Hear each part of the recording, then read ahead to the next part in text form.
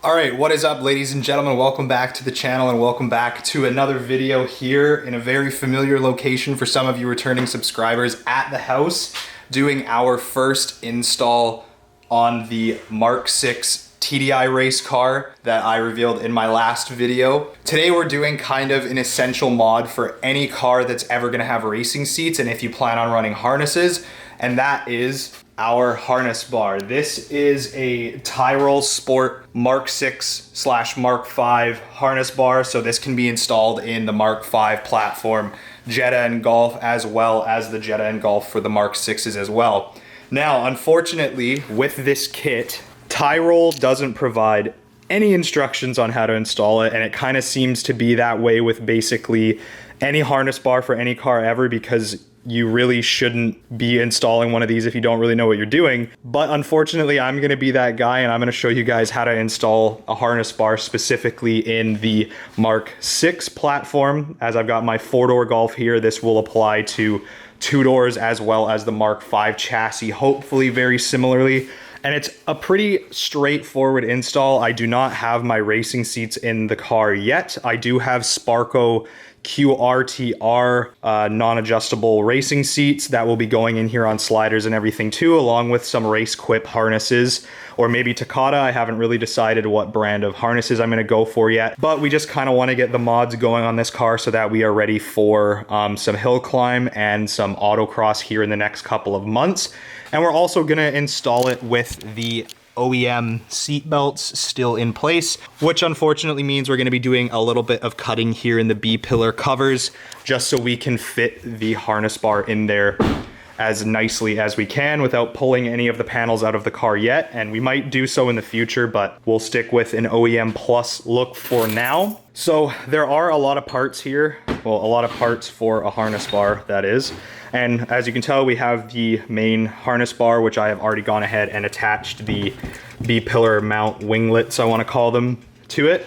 And then we have our drop-down adjustable struts, which are going to connect down here on the side of the harness bar, and those will connect more towards the floor. These 2 sets of parts here, I'm not entirely sure what these are for, but I am going to go through all of Tyrolsport's information and see if I can find out what exactly these do. I'm sure these are just to push off of the B-pillar at the bottom for the struts or something, and I'm not entirely sure what this is for, but we will find out very shortly. So we're going to start by opening the doors in the Golf or your Jetta or whatever you're going to be installing this in, or if you're just watching for the sake of watching, we're just going to go ahead and do that first. I don't have power seats in my Mk6, so I do have to push these forward, and I will use the power back adjustment to get this kind of out of the way, and I'll do that on the other side. I'm only going to film doing this on the passenger side because obviously it is mirrored on the other side, so I don't really need to go ahead and show you how to do it twice in one video. So that's all I'm going to do here, and then I'm going to start by showing you guys first and foremost how to take apart the B-pillar. First thing when it comes to removing the B-pillars in the Mk6 or the Mark V is there is a bolt behind the little airbag emblem. So we're gonna go ahead and pull that little guy out. And then there is a little Torx screw in the back of here. I wanna say it's probably a T25. And you're gonna go ahead and remove that.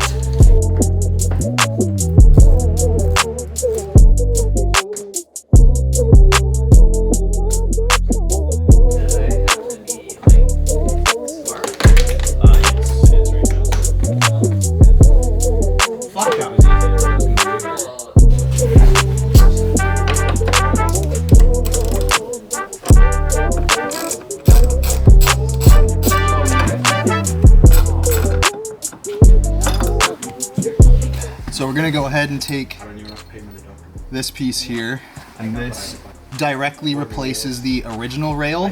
So actually flip like this. So there's these 2 little tabs in the bottom here, those little hooks. It's the same on this one, and it just comes over here and slides in, and that's it. And then you just kind of bolt it all in. All right, so I've identified the first flaw of Tyrol Motorsports kit, unfortunately. And that is, or they don't give you replacement bolts for the B-pillar extensions. So This is the factory bolt that comes out of the Volkswagen. And as you can see, your life is being held on by about 4 threads. And that's not good enough for me. So I've gone out and I've gotten, these are M8 by 20s, I believe. M8 1.25 by 20s. We've got about, I want to say about 7 threads there. And then I've also bought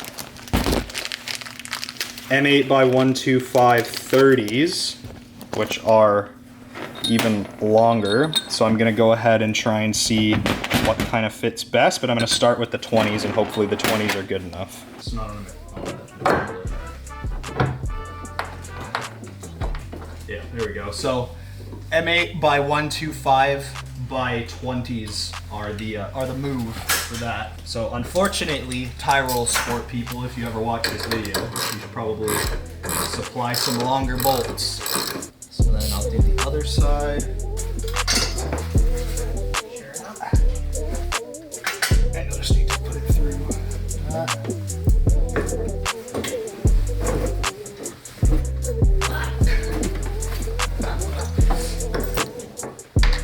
Supposed to be up here. No, this is like where it's supposed to be.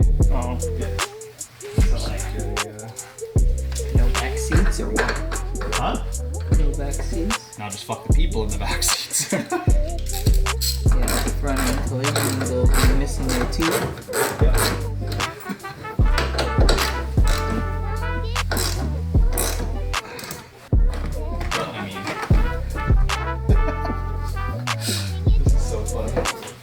So far at this point, we have the main section of the harness bar in. We have the first strut hooked up to the main section that we now need to connect down in the bottom on the right side behind the passenger seat. I started looking into this last time. It's a new day because ultimately, if I can find them here, I had pulled the lower bolts out of the seat belt in the bottom down over here so that we can put these blocks in, and these blocks act as like a spacer that come down over here and then ultimately connect to the bottom of the strut to kind of get it to stick out a little bit farther so that the bolts can go through. And the stock bolts aren't big enough, or are too big for these holes, so I kind of have to drill these holes out a little bit just briefly to get that all to fit. So I'm gonna do that and then mount it up and then essentially tighten the rest of this down because it is still a little bit wobbly, and then we're done. As far as getting the bar installed, then we just have to kind of cut out the sections on the sides of the B pillar covers to fit the bar with all of the factory stuff back in place. I'm not entirely sure if I'm actually gonna put these back in. It's not entirely necessary at this point because I don't really need to put these back in. For cosmetic reasons, obviously it would look better to do that, but that will just require some measuring. But I'm gonna go ahead and drill these holes and then get these little blocks in there, and then we'll tighten down the struts and I'll show you guys what it looks like and we'll get to it.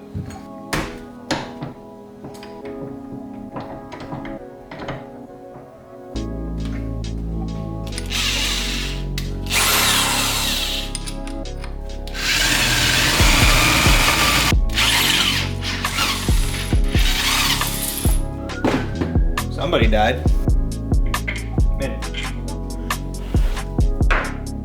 All right, so I don't even know how to express in words how much of a pain in the butt that little block is to get in there with the seat belt as well. So the seat belt, like little loop eyelet thing is behind that block.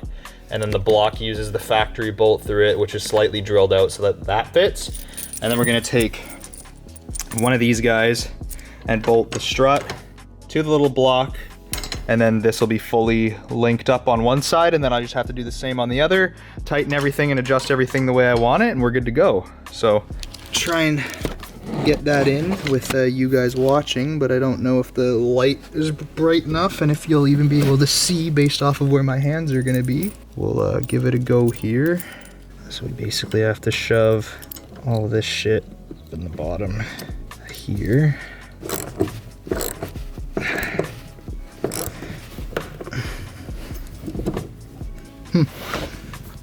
All right, so that is the Tyrolsport harness bar full install in my Mk6 Golf. We do have the struts connected down at the bottom there. They do bolt into the same spot as the lower portion of the front seat belts. I didn't end up putting the B-pillar covers back on because I don't really feel like cutting them up right now, but if that's something that you want to do and you're installing this same harness bar or another similar one, you guys can go ahead and do that. But for myself, that's kind of just how I want it to be.